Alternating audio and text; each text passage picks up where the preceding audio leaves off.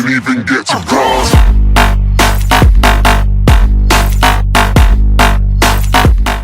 In his peripheral vision, Hwi sees the figure of his father, who is lying on the ground and not moving. The hero ceases to control his emotions. The power around him spreads like a thundercloud. Travelers from Urim are stunned by the strength and power such a young man has. The aura of an incredible killer glows around the guy. Even the white moon is impressed by the power the stranger has. He was able to intrigue the old man, who had seen and defeated many strong warriors. But the strength of a guy is not a sufficient argument for a man. He considers himself indestructible, and the technique of his mastery is ideal for defeating any enemy.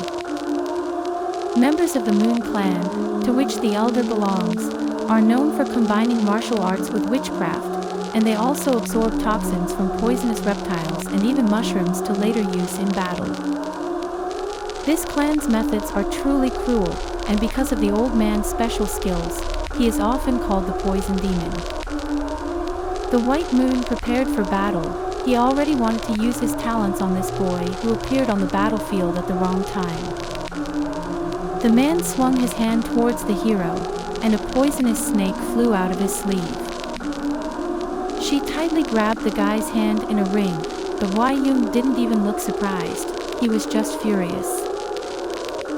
Several poisonous magical cobras had already flown from the other arm of the White Moon.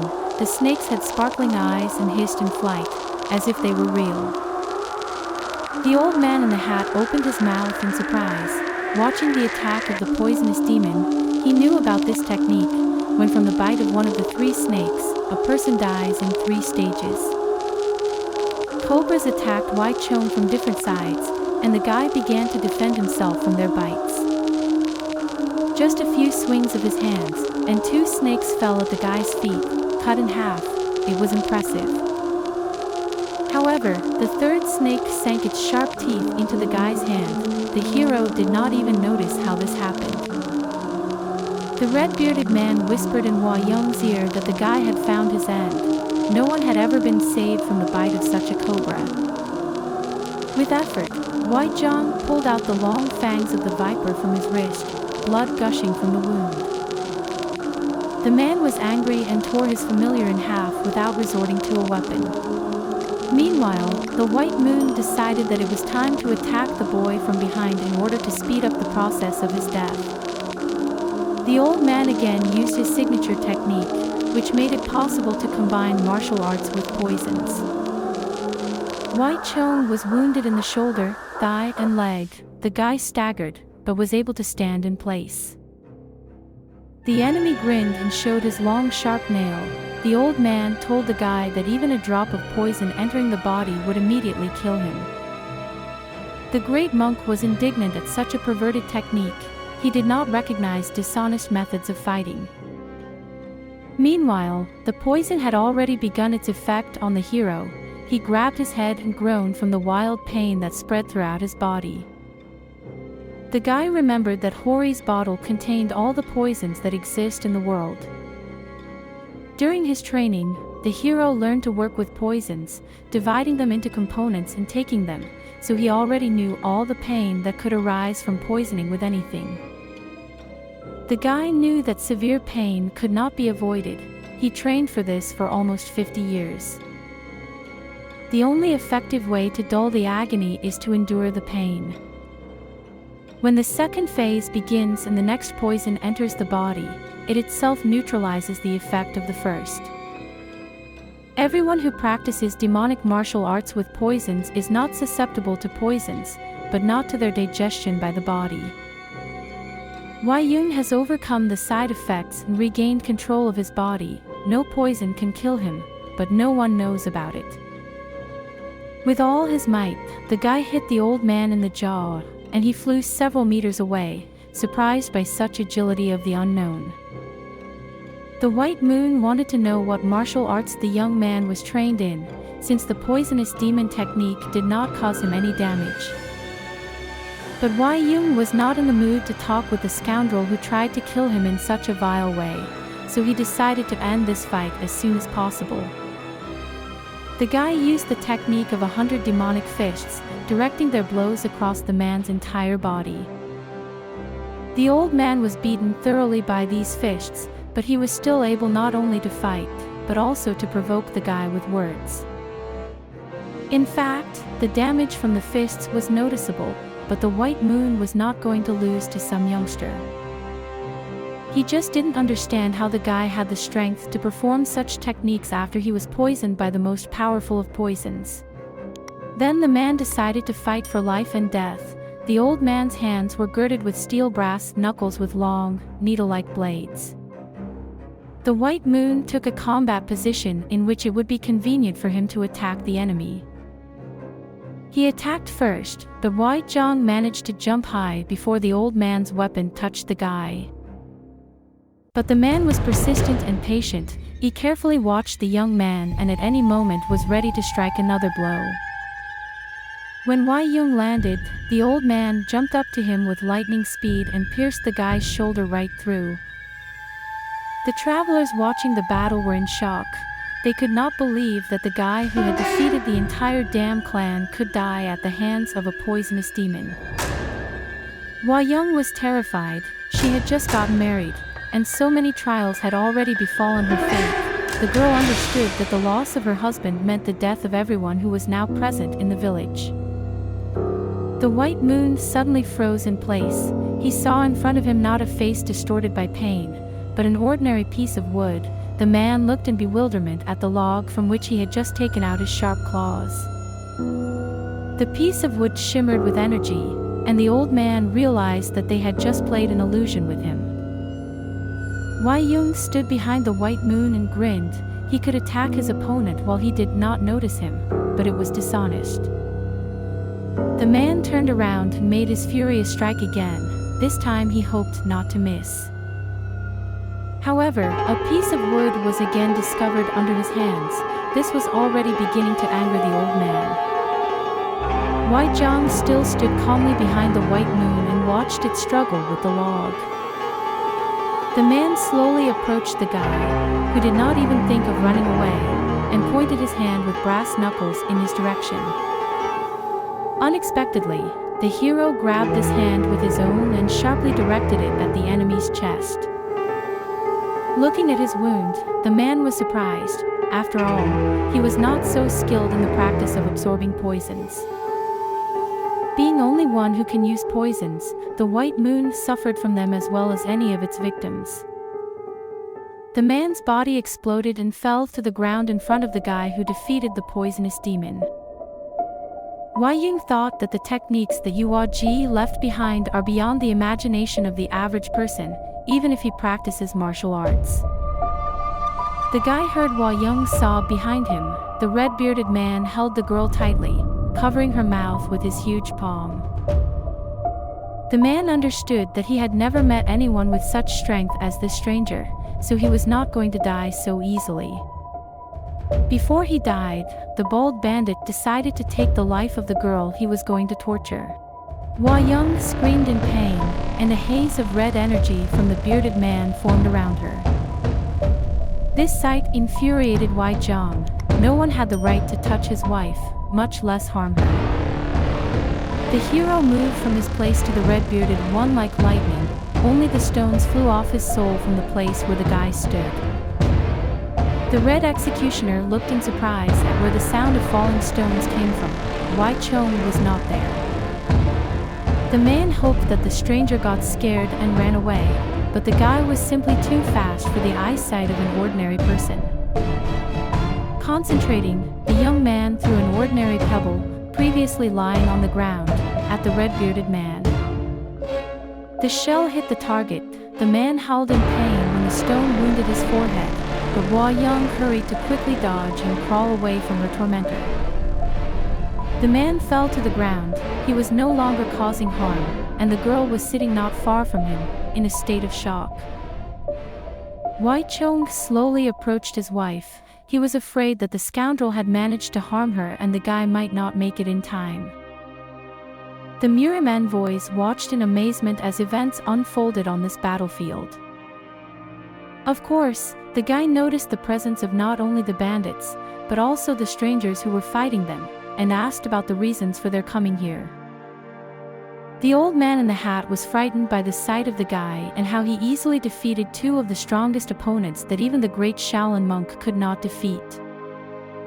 Answered the guy Myung-go, he said that envoys were sent from Urim to investigate the case of the disappearance of the Dam clan, and asked if Hwi Young was involved in this. The hero did not even think of hiding the fact that it was he who decided on all the scoundrels and traitors of this clan. The travelers stared at the guy in amazement.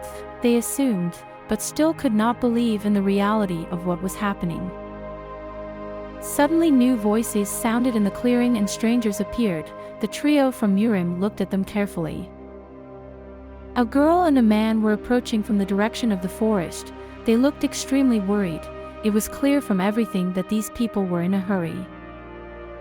The strangers asked if people had seen a little girl who might be running from the direction of the forest. The man looked around and discovered the bodies of a white moon, a red-bearded executioner and twin ghosts. Suddenly a little girl ran towards the woman, who was saved from wild dogs by Hwi Young. The man and woman hugged the girl. These were her relatives. Rosso was glad to see her aunt more than anything else. The little girl talked about how Hwi Young saved her from inevitable disaster. Aunt Rosso took off her mask and looked carefully at the young woman with a scar on her face. The girl introduced herself as Moon Ji from the Tower of the Four Emperors and thanked Hwi Young for saving her niece. The old man in the hat knew who Moon Ji was. She was the princess of the clan. After thinking a little, the man realized that the baby was the daughter of the eldest prince Moon Gak. The elder also realized that in this clan there is now a struggle for power, which is why people from one clan tried to kidnap the child. The first and second princes are now fighting for the right to lead the clan, and their battle is quite serious. The princess noticed that the village had suffered losses due to their internal squabbles and promised to return to discuss compensation for the damage. These words infuriated Hwi Chon, who just pulled himself together. He said that they could not compensate for innocent lives. The man who came with Moon Ji asked the guy to be more polite when he spoke to the ruler's daughter, but the hero didn't care. He approached the stranger and grabbed him by the throat in a fit of rage. The man coughed. Hwi Chon asked the old man why he should show respect if their people came and massacred the guy's house. Suddenly, the hero heard the thin voice of the young Princess Rosso. It was unexpected. The girl asked for forgiveness. Wiping away tears, the little girl said that it was because of her that those men came to the village, killed innocent people and started a pogrom. She sincerely asked to forgive her. Hwi Chon released his fingers, which he had been squeezing the stranger's throat with, and he lost his balance. While the man was coming to his senses, the hero already knew what he would say to this trio from the castle. The guy told the strangers to get out, and anyone who sets foot on the territory of the settlement without his permission will know no mercy from now on. The whole trio bowed their heads, and the travelers once again asked Hwi Chon for forgiveness. Then, the girl picked up the baby in her arms, and the trio soared up, disappearing from the village of Yeon. The guy heard the old man in the hat muttering that interfering in the battle between the two princes promises to be a big problem for everyone. Moreover, two of the second's most powerful henchmen fell at the hands of Hwi Chon. This will certainly anger their master and he will come to take revenge. The hero turned to the man and seriously asked if he had now begun to worry about their village, or if he had simply decided to clear his mouth. The old man did not understand why the young man considered his words a mockery. He simply stated a fact. Then Hwi Chon continued his speech.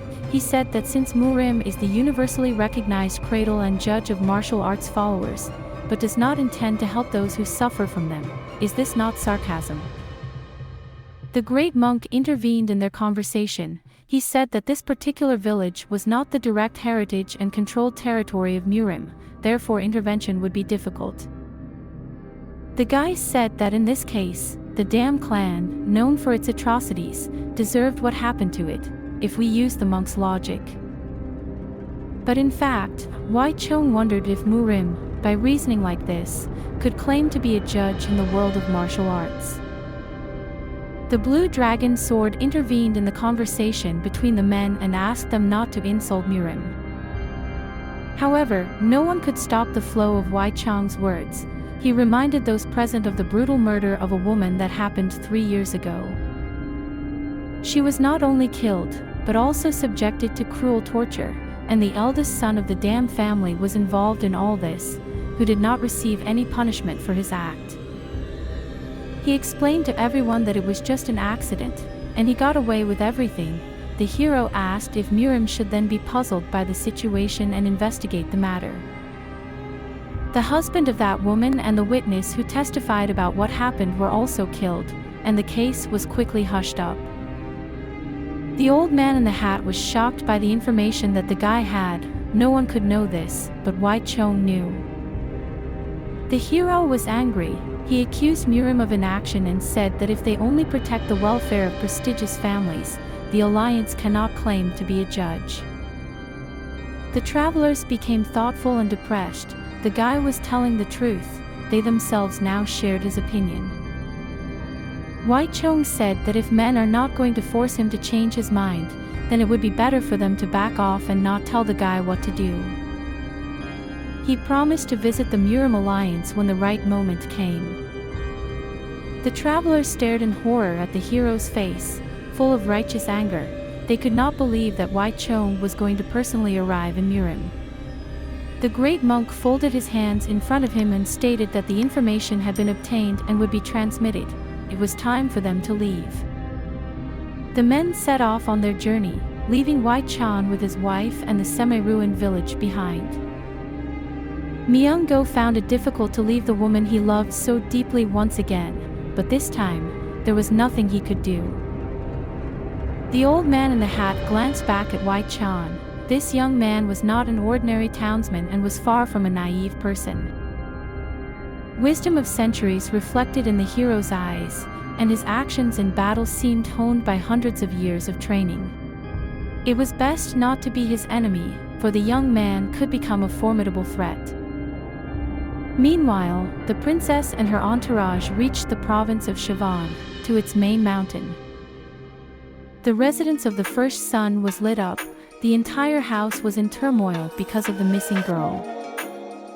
The sister brought the girl to her father. Rosso was happy that she had survived and could embrace her dad again. The man couldn't take his eyes off his daughter. He had already envisioned the worst scenarios, and seeing Rosso alive and unharmed was a gift from the gods. The girl told the first prince how she was saved by a woman and a man in the mountain province, and the heir was very grateful to these people for saving his treasure. The man told his sister that they needed to take care of a reward for these people, and the princess suggested that her brother should be generous in this case. The prince was surprised. He didn't understand what his sister meant by being generous to ordinary laborers. Then the girl explained that the man the prince was grateful to had defeated the White Moon and the red-bearded executioner.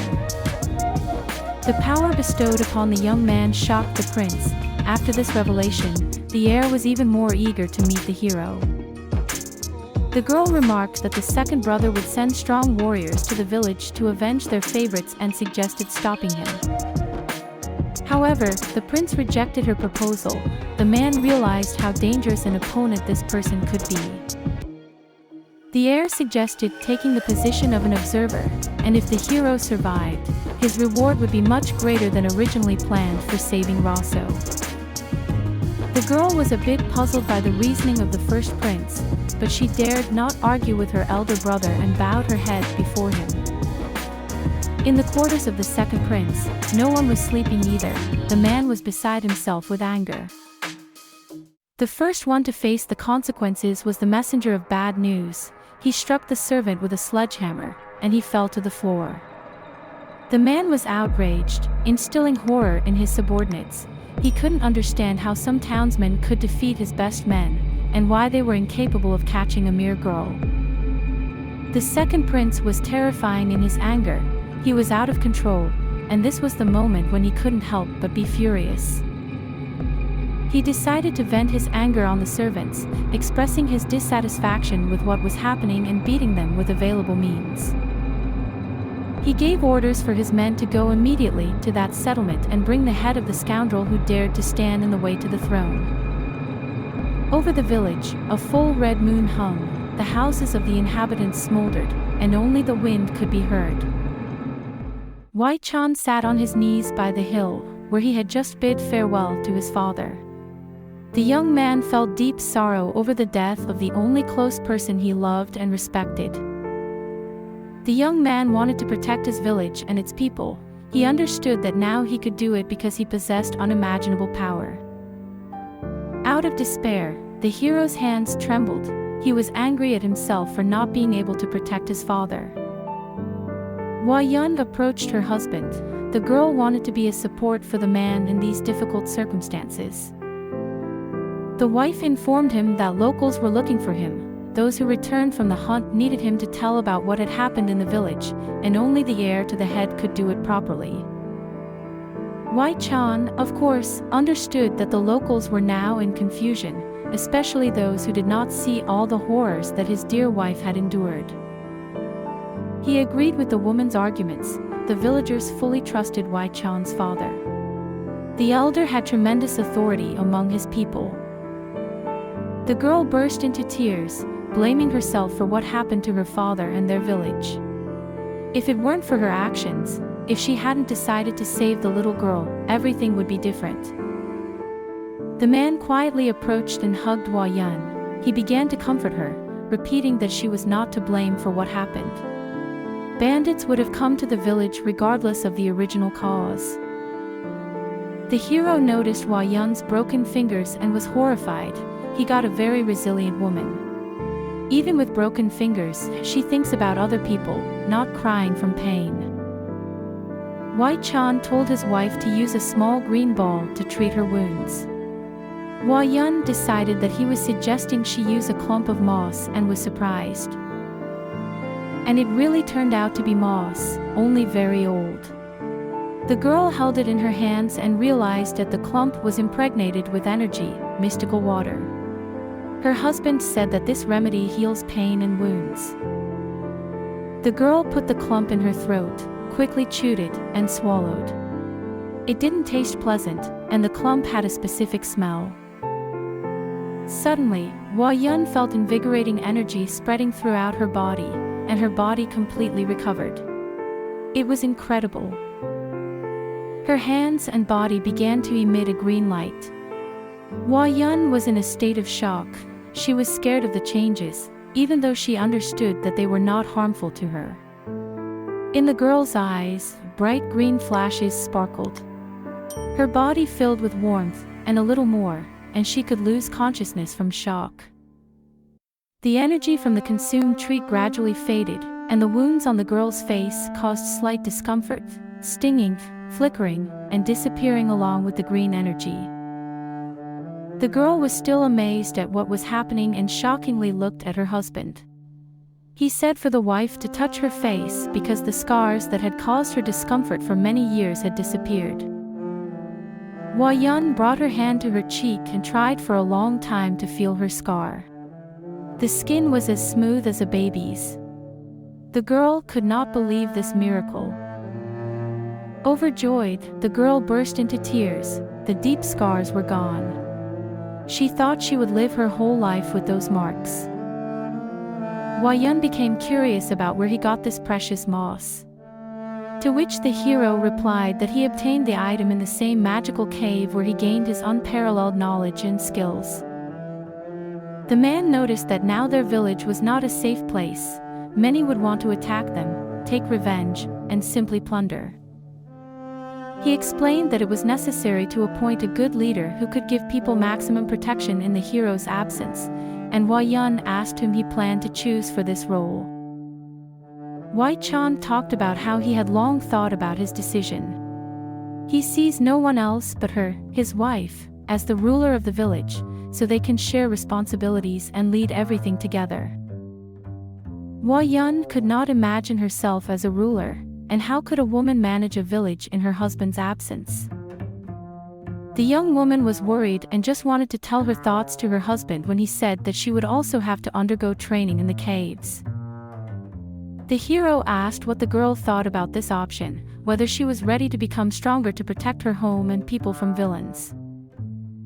Hwa Yun agreed. She knew that her husband was a fair man, and if he says she needs to become the leader of the settlement, it will be the best solution. The man picked up his wife and asked her to hold on to him tightly because now he could move through the air. Pushing off the ground, Hwi Chon soared above the edge of the forest where they were talking. The sensations from flight were incredible. Hwa Yun experienced something like this for the first time, and by her side was someone who would never let her be harmed. She was sure of that. The couple, surrounded by energy streams, flew over the treetops and the mountain ridge. Hwi Chon showed the girl a lake where no fish could live because of the poison in its water, and he talked about his ideas for the water reservoir. Like he did before, but now with his wife in his arms, the young man jumped into the water to reach the opposite side of the lake. On the shore, the man stood the surprised Hwa Yun on her feet. She did not expect their journey to be so unusual. The girl looked around, studying the terrain, but the hero called her to follow him into the caves. The girl completely trusted her husband, confidently following in his footsteps and looking around. Hwi Chon led her to the monument where he had seen that same stone, sanctified by the owner. With amazement, Hwa Yun looked around. She was in such a place for the first time, and everything new was interesting to her. The young man began his story about how these stone boxes store the secrets of unparalleled martial arts masters, and these knowledge are invaluable. He explained that thanks to this place, he was able to learn the best martial arts skills of all time. After a long period of grueling training, Hwi Chon became the possessor of Iwaja martial arts knowledge. His wife began to calculate his age. By 27 years, she added 120 years of training. It turns out, her husband was 147 years old. How could this happen? The man suppressed a smile. He continued his story, explaining that time flows differently in the cave, and 60 years here are equal to 2 hours in their native world. If you plant medicinal plants here, then after 2 days, you can harvest a ready crop. This means you can quickly grow herbs from 1,000 years ago. The girl was thrilled. It was truly a magical place. Hwa Yun became curious about what martial arts she could study. The man pulled out a stack of books. He thought she didn't need to learn everything because there is too much knowledge for one person. Hwi Chon suggested studying the practice of martial arts and mastering the skill of optical illusions. The girl was eager. She wanted to absorb all this rare knowledge to become truly useful to the husband who trusted her. Hwi Chon asked his wife to take a book and enter the cave. The girl was a little scared and asked if they wouldn't practice together. Hwi Chon pointed with his finger and explained that the training zones were divided, and they would meet in 60 years. The wife was upset. She didn't want to return as an old woman. However, Hwa Yun took the necessary books with her and slowly entered the cave to start her own path. Her thoughtful gaze was accompanied by her husband, who believed that the girl would be able to learn and come out to him in a few hours. Also, the young man pondered. He remembered that he wanted to improve some of his skills. Hwi Chon was not a fencing master, but he should teach the townspeople this skill, so he would have to brush up on his knowledge in this matter. The hero followed into the cave after his wife, as he also had training ahead, training necessary for the survival of their settlement. In the main building of Murim, respected members of the alliance gathered, all waiting for news about what had really happened to the Dam clan and if there was cause for concern. The elders from the Council of Nine loudly discussed the events in the Yun village and how strong Hwi Chon really was. Someone suggested arresting him, someone wanted to eliminate the threat, and others were thinking about a tracking beacon. The hall was filled with a storm of voices. The head of the council grew tired of everyone talking over each other and loudly knocked on the wooden table to get attention. Wombo suggested not making hasty decisions and not building assumptions before they reviewed the report of the team sent for data collection and reconnaissance. The man asked the travelers who arrived from the Yun village, witnesses to what had happened, to enter. Baek-mu-jin was surprised when only 2 entered the hall, and he did not see Myung go among them, about which he immediately inquired from those who entered. The old man in the hat replied that the blue dragon sword had suffered significant damage and had wounds that forced him to seek medical help. Then the council switched to its main question, who is Yeon Hwi Chon? And the great monk was asked to answer. Mu-yun told everything he noticed while observing the young man and about how his skills are comparable in power to the strongest of Murim's elders. The monk also shared his observations. The vice leader of Murim asked if the warrior had determined which type of martial arts predominates in Hwi Chon's actions. And the giant's answer surprised everyone present because Hwi Chon's technique combines all known martial arts. The monk explained his words, telling how the boy defeated those who came with malicious intent to his village, and the elders were surprised to hear about the 4 Emperors clan. The old man in the hat confirmed the monk's words and added that a war for the title of the clan leader had begun in that clan, and this conflict could become a serious problem if it goes beyond their family squabbles. The saddest fact from this is the death of the warriors of the Blue Dragon clan at the hands of ghost twins. This situation can already be considered extraordinary and dangerous. The dragon leader himself also received injuries in a clash with these warriors. They almost destroyed the great Shaolin monk. Everything ended well for the travelers only thanks to Hwi Chon's intervention. The monk was grateful to the boy for help and the opportunity to save lives, confirming every word of his companion. However, the men were still outraged that Hwi Chon ignored Murim's directive regarding him, and they wanted to teach the young upstart a lesson. However, Mu-yun stepped in to defend the boy, much to the surprise of his comrades. The warrior simply knew that the young lad also intended to come to Murim. This is what he explained to those present, justifying the delay in arrival with problems in the 4 Emperors clan. The leader was astonished by what he heard from the monk. Apparently, the lad was not only strong but also very self-assured, deciding to dictate his terms to the alliance. Thank you for watching. Don't forget to like, subscribe, and leave comments to help the new video come out as soon as possible. Have a great day.